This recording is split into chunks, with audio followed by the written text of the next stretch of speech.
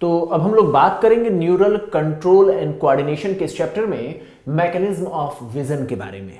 दिखाई कैसे देता है उसके फिजियोलॉजी को हम लोग समझने की कोशिश करेंगे, लेकिन इसको पढ़ने से पहले एक और चीज़ जो छूट गई थी, हालांकि एनसीईआरटी ने मेंशन नहीं किया है लेकिन फिर भी आपको पता होना चाहिए, वो है एकोमोडेशन। एकोमोडेट करना, पता है ना, जब कोई दूर की ऑब्जेक्ट को भी हम आसानी से देख पाते हैं और पास की चीज़ों को भी हम आसानी से देख पाते हैं, वो ऐसा क्यों हो पाता है? ऐसा लेंस के फ्लैक्सिबल नेचर की वजह से हो पाता है। हमारी आंखों में जो लेंस पाई जाती है ये फ्लैक्सिबल होता है और इसकी फ्लैक्सिबिलिटी को सपोर्ट करती हैं यहाँ सस्पेंसरी लिगामेंट्स और सिलियरी बॉडी की मसल्स जो होती हैं, ये इसके लिए सपोर्ट करती हैं। तो क्या होता है, सिलियरी बॉडी की जो मसल्स हैं और सस्पेंसरी लिगामेंट्स ये यहाँ पर काम करती हैं और इस तरीके से काम करती हैं कि ज़रूरत पड़ने पर लेंस की थिकनेस ज़्यादा भी हो जाती है, यानी लेंस मोटा हो जाता है या लेंस पतला हो जाता है। तो अब आपको यही समझना है कि कैसे इसकी थिकनेस कम या ज़्यादा होती होगी। जब दूर से कोई आ रही ऑब्जेक्ट का इमेज रेटिना पर बनना होता है तो उसके लिए आंखों को रिलैक्स रहने की कंडीशंस में उस समय रहती हैं आंखें। तो आप ये समझिएगा कि जब कोई चीज़ पास में होती है, बहुत करीब होती है, तो उसकी इमेज को बनाना मुश्किल होता है, लेकिन अगर दूर से आ रही है तो उस समय रिलैक्स्ड आई, ये फिजिक्स में बोला भी जाता है कि रिलैक्स्ड आई की कंडीशंस में रेडिएशंस आंखों पर, रेटिना पर पड़ रही हैं। तो रिलैक्स्ड आई का मतलब ही होता है इनफाइनाइट से कोई रेडिएशन आती है तो हेल्दी आइज में आमतौर पर बिना किसी मुश्किल के रेटिना पर बन जाती है। तो दूर से जब रेडिएशंस जब आती हैं किसी ऑब्जेक्ट से रिलेटेड तो रेटिना पर आसानी से बन जाती हैं, इसलिए कहा जाता है रिलैक्स्ड आई। लेकिन अगर कोई ऑब्जेक्ट पास में है, आप बात को समझें, अगर कोई ऑब्जेक्ट पास में है तो उसके इमेज को प्रॉपर रेटिना पर बनाने के लिए लेंस की थिकनेस को लेंस की थिकनेस बढ़ानी पड़ती है ताकि इसका लेंस का पावर बढ़े। लेंस का जब पावर बढ़ेगा तभी इसकी इमेज को रेटिना पर बना पाना पॉसिबल हो पाएगा। बात समझ पा रहे हैं आप? तो यहाँ पर जब आंखों के करीब कोई ऑब्जेक्ट है, बहुत नियर में कोई ऑब्जेक्ट है, पास में कोई ऑब्जेक्ट है, तो उसकी इमेज को रेटिना पर बनाने के लिए यहाँ लेंस की थिकनेस बढ़ती है, जिसकी वजह से आप कह सकते हैं पावर बढ़ता है और इसकी वजह से इसकी इमेज रेटिना पर बन पाती है। ये सारी चीज़ें आप रे ऑप्टिक्स में पढ़े हुए होंगे कि जब लेंस की थिकनेस बढ़ती है, यहाँ पर देखें आप, लेंस की थिकनेस यहाँ पर बढ़ गई है तो इसकी वजह से क्या हुआ, जो इसका ये आप देख सकते हैं इसकी जो फोकल लेंथ थी वो क्या हो गई, कम हो गई। तो यहाँ पर जहाँ इसकी फोकल लेंथ इतनी थी, अब ये लेंस की थिकनेस बढ़ जाने से सेम की फोकल जो यहाँ पर आप देख सकते हैं फोकल लेंथ क्या हो गई, कम हो गई। जब फोकल लेंथ कम हो जाती है, मैं दूसरे लेंस के लिए ब्लू कलर से बना रहा हूँ, जब फोकल लेंथ कम हो जाती है तो पावर बढ़ जाता है, जब फोकल लेंथ ज़्यादा होती है तो पावर कम होता है। ये बात आप जानते हैं, ये फिजिक्स का फंडा है। यहाँ देखिए फोकल लेंथ कम है, इस वाले मामले में फोकल लेंथ ज़्यादा है। दो अलग अलग कंडीशंस के बारे में मैं आपको बता रहा हूँ। तो इसकी पावर ज़्यादा, इसकी पावर कम। क्यों? क्योंकि इसमें लेंस ने ज़्यादा काम किया, अपनी इलास्टिसिटी का इस्तेमाल किया। अब जब पास में कोई ऑब्जेक्ट होता है तो लेंस की थिकनेस बढ़ानी पड़ती है। इसके लिए काम कौन करता है? इसके लिए काम करता है सिलियरी बॉडी की मसल्स। थोड़ा सा आप पहले से भी जानते होंगे, मुझे ऐसी उम्मीद है इस कॉन्सेप्ट को। तो सिलियरी बॉडी की मसल्स कॉन्ट्रैक्ट करती हैं जब पास की ऑब्जेक्ट है। तो मैं नियर बाई ऑब्जेक्ट्स के लिए बात आपको बता रहा हूँ। जब नियर बाई कोई ऑब्जेक्ट्स है उस कंडीशन की बात हम कर रहे हैं तो उस दौरान क्या होगा, ये सिलियरी मसल्स के फाइबर्स जो होते हैं ये कॉन्ट्रैक्ट करते हैं तो इसकी थिकनेस बढ़ती है। जब थिकनेस बढ़ती है तो आप समझ सकते हैं ये जो सस्पेंसरी लिगामेंट या जोनुलर फाइबर्स हैं जो इससे जुड़े हुए रहते हैं, अब ये थोड़े ढीले हो जाते हैं। समझ पा रहे हैं आप? ये क्या होगा, ये कॉन्ट्रैक्ट करता है, आप देख सकते हैं ये कॉन्ट्रैक्ट करता है, जिसकी वजह से ये सस्पेंसरी लिगामेंट के फाइबर्स ये ढीले हो जाते हैं। और इस कंडीशन में जब ये कॉन्ट्रैक्ट करता है तो अल्टीमेटली होता है क्या है, ये जब ये कॉन्ट्रैक्ट करेगा तो लेंस जो पहले लॉन्ग था, थिन था, वो अब शॉर्ट एंड थिक हो जाएगा। समझ पा रहे हैं ना? तो ये होता है नियर बाई ऑब्जेक्ट्स के लिए। जबकि जब दूर से किसी ऑब्जेक्ट को देखना होता है तो सिलियरी बॉडी की मसल्स पर कोई प्रेशर नहीं पड़ता, ये अपने आप को बहुत ही रिलैक्स कंडीशन में होती हैं। तो आप समझ सकते हैं ये एकदम रिलैक्स होंगी, यानी जो इसकी नॉर्मल कंडीशन से भी कहीं ज़्यादा ये रिलैक्स हो जाएंगी, है ना, ये आप देख सकते हैं। तो जब ये रिलैक्स हो जाएंगी तो इसके बीच के गैप को भरने के लिए, समझ रहे हैं, इसके जॉनुलर फाइबर्स को टाइट होना पड़ेगा।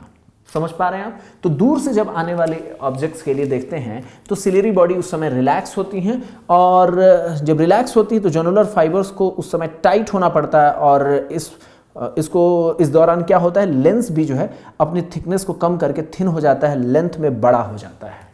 समझ पा रहे हैं? तो लेंस दो तरीके से होता है ना, दो तरीके से अपना हो सकता है। एक तो इसका नॉर्मल, आप देखें यहाँ पर लेंस के लिए दो बातें हम यहाँ पर कह सकते हैं। एक तो है कि इसका नॉर्मल अपनी एक थिकनेस है और इसकी अपनी एक लेंथ है। जब ये थिन होगा तो आप समझ सकते हैं लेंथ इसकी बढ़ जाएगी, और ये नॉर्मल कंडीशन है। और ये मैं कह रहा हूँ कि जब ये लेंथ बढ़ जाए तो थिकनेस कम हो जाएगी, है ना, मोटाई कम हो जाएगी। और जब आप देख रहे हैं ये नॉर्मल से जब और ज़्यादा मोटा हो जाए तो आप देख सकते हैं लेंथ और कम हो जाएगा। तो इस दौरान क्या हुआ, इसमें आप देख रहे हैं यहाँ पर पावर क्या होगा, पावर बढ़ेगा, फोकल लेंथ घटेगी, और उसका उल्टा आप यहाँ पर कह सकते हो। तो अकोमोडेशन की जो प्रोसेस है वो ऐसी कुछ होती है। अब हम यहाँ पर बात करेंगे इन सारे अकोमोडेशन के सारे कॉन्सेप्ट को समझने के बाद मैकेनिज्म ऑफ विजन के बारे में। अल्टीमेटली होता क्या है, अल्टीमेटली यहाँ से जो भी रेडिएशंस आती हैं वो जा करके रेटिना पर गिरती हैं। इस रेटिना पर गिरती हैं और रेटिना पर सेंसिटिविटी के लिए यहाँ पर कुछ ख़ास तौर पे सेल्स होते हैं जो इनकी सेंसिटिविटी के हिसाब से न्यूरॉन्स को एक्टिवेट करते हैं। तो यहाँ पर आप देखेंगे कि जब नर्व यहाँ पर रेटिना पर जब लाइट गिरती है तो ये जो लाइट गिर रही है वो एग्जैक्टली कहाँ पर गिर रही है, रेटिना पर गिर रही है। आप यहाँ पर देखेंगे ये लाइट जिसके बारे में मैं बता रहा हूँ वो लाइट आकर के कहाँ पर गिर रहा है, रेटिना पे। आप यहाँ पर देख सकते हैं रेटिना, इसको मैंने बताया रेटिना। तो रेटिना को आपने देखा, ठीक है। रेटिना जो है ये कुछ इस तरीके से हम लोगों ने आई के बारे में देखा था ना, सबसे भीतरी लेयर कौन सी होती है, रेटिना की होती है, ये मैंने आपको बताया था। उसके बाद मैंने आपको बताया था इसके बाद होता है कोरोइड की लेयर, है ना, और उसके बाहर मैंने आपको बताया था स्क्लेरा की लेयर, है ना, यही है ना। तो आप यहाँ पर देख सकते हैं इस ब्लैक कलर के रेटिना पर लाइट गिरा है, ये रेड कलर वाली लाइट के बारे में मैं बता रहा हूँ। तो ये देखिए लाइट यहाँ पर जा करके गिर रहा है, और ये लाइट जा करके गिर रहा है कहाँ पर, फोटो रिसेप्टर सेल्स की लेयर पर, जहाँ पर रॉड्स या कोन्स होती हैं। अब इसके पीछे, ये सबसे इनर लेयर है, इसके पीछे क्या होगा, इसके पीछे होता है कोरोइड की लेयर होती है ना, और उसके भी पीछे होता है स्क्लेरा। याद है आपको, मैंने 3 लेयर बताए थे। मैं एक सिंप्लीफाइड डायग्राम बनाने की कोशिश कर रहा हूं। तो आप यहां पर देख सकते हैं ये फोटो रिसेप्टर की जो लेयर है इसमें रॉड एंड कोन्स पाए जाते हैं। मैं रॉड और कोन्स के शेप को यहां बताना नहीं चाहता हूं क्योंकि उससे कंफ्यूजन होगा। पिछले लेक्चर में हम लोग इसके बारे में डिस्कस कर चुके हैं। अब ये फोटो रिसेप्टर सेल्स जहां रॉड या कोन्स हैं उनमें होता क्या है, ये अब हमारा मेजर कंसर्निंग पॉइंट है। शेप हमने पिछले लेक्चर में डिस्कस कर लिया है। तो यहाँ पर देखेंगे कि इन फोटो रिसेप्टर सेल्स यानी रॉड्स या कोन्स में कुछ खास किस्म के फोटो पिगमेंट सेल्स पाए जाते हैं।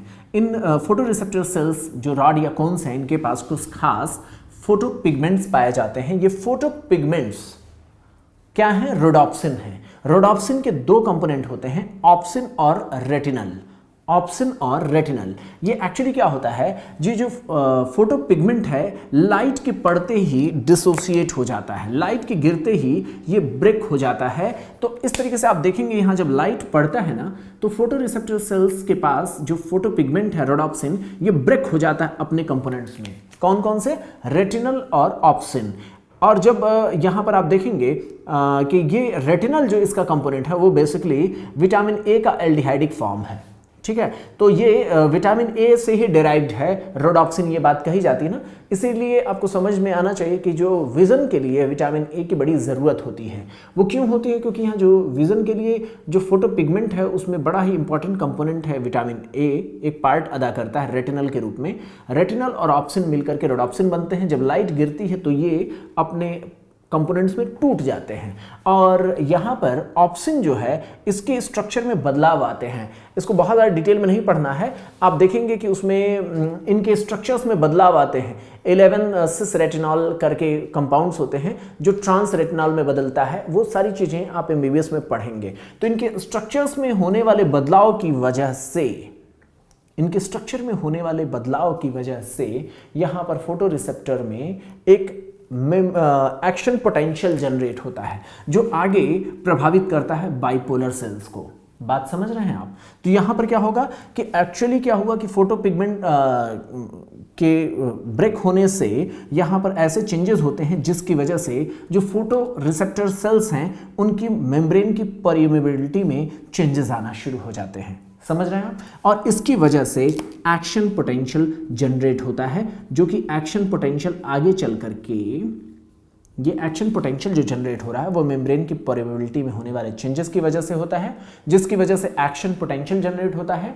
और यहाँ पर जो एक्शन पोटेंशियल जनरेट होगा वो अल्टीमेटली अब नर्व सेल्स को प्रभावित करने लगेगा, जिसमें पहले लेवल पे नर्व सेल्स कौन है? फर्स्ट ऑर्डर न्यूरॉन कौन सी है? Bipolar cells. ये इसमें एक्शन पोटेंशियल जनरेट होकर के यहाँ पर नर्व सिग्नल का ट्रांसमिशन होगा। जब ये सिग्नल आगे बढ़ना शुरू होता है तो ये इसके बाद गैंग्लियोनिक सेल में पहुँचता है। तो यहाँ गैंग्लियोनिक सेल्स में ये सेकेंड ऑर्डर जो न्यूरॉन है उनको प्रभावित करता है। तो सेकेंड ऑर्डर न्यूरॉन जो कि गैंग्लियोनिक सेल है उसको अब ये प्रभावित करेगा। तो यहाँ गैंग्लियोनिक सेल पर सिग्नल पहुंचा और यहाँ से एक्शन पोटेंशियल यहाँ से जनरेट जो हुआ वो आगे प्रोपेगेट करते हुए आप देखेंगे अब इसके एक्सॉन में पहुंच गया। और मैंने बताया था ना कि ये रेटिना के जितने भी एक्सॉन्स होते हैं वो सारे एक बंडल के रूप में एक रास्ते से निकलते हैं जहाँ पर रॉड या कोन्स नहीं पाई जाती हैं, जिनको हम कहते हैं ब्लाइंड स्पॉट।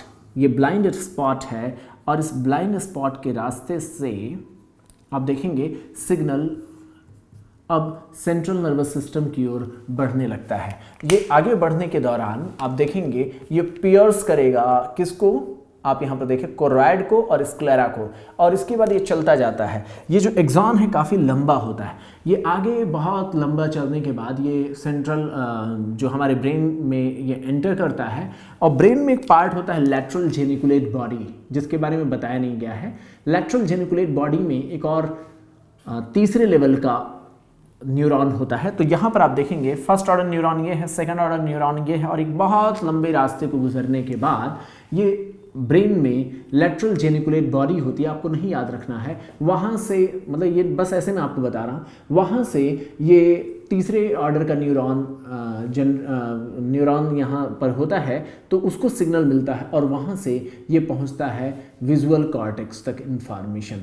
और विजुअल कॉर्टेक्स इस इमेज को अपने एक्सपीरियंस और बहुत सारे यहाँ पर जो सेंसिटिविटी के जो सेंटर्स होते हैं वो इस सिग्नल को एनालाइज करते हैं और उसकी मदद से इमेज बनाते हैं। तो ये पूरा का पूरा एक पाथवे है जिसमें फिजियोलॉजिकल चेंजेस यहाँ पर होता है फोटो रिसेप्टर सेल्स में, और वहाँ के चेंजेस की वजह से सिग्नल जनरेट होते हुए विजुअल कॉर्टेक्स तक पहुँचता है। इस पूरे रास्ते में कितने न्यूरॉन्स का इस्तेमाल हुआ? टोटल 3 न्यूरॉन्स का इस्तेमाल होता है, और इसमें रॉड एंड कोन्स के बारे में मैंने आपको बताया।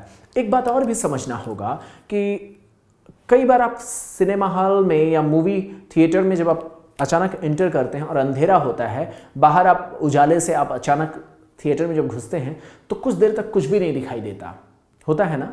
थोड़ी देर बाद 3-4-5 मिनट के बाद लगता है नहीं अब कुछ दिखाई दे रहा है, इससे पहले एकदम नहीं दिखाई देता। ऐसा क्यों होता है? तो उसका कारण ये है कि उजाले में क्या था, लाइट के गिरते ही ऑप्शन और ये रेटिनल में ये अपने कंपोनेंट्स टूटे हुए थे, ठीक है, और अंधेरे में ये फिर से रीजनरेट होते हैं। रॉड्स के भीतर ये रीजनरेट होंगे ये पिगमेंट्स, और जब ये पिगमेंट्स रीजनरेट होते हैं तो तब जाकर के फिर से अंधेरे में दिखाई दे पाना पॉसिबल हो पाता है। तो आपको याद रखना है कि लाइट गिरने के बाद ये टूटा हुआ है, जब अंधेरे में जाएंगे तो फिर ये दोबारा ये रीजनरेट होगा, और रीजनरेट होने में समय लगता है।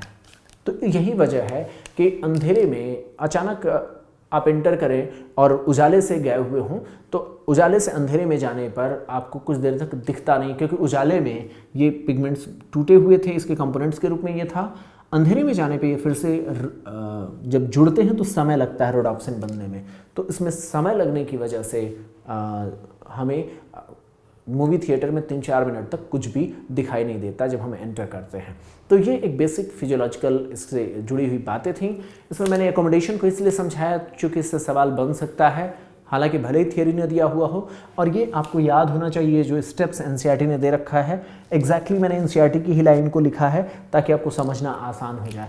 और रियल में ये काम कैसे होता है उसको मैंने यहाँ एक इमेज के माध्यम से समझाने की कोशिश किया है। इसके बाद अब हम नेक्स्ट लेक्चर में ईयर के बारे में, कान के बारे में हम बात करेंगे।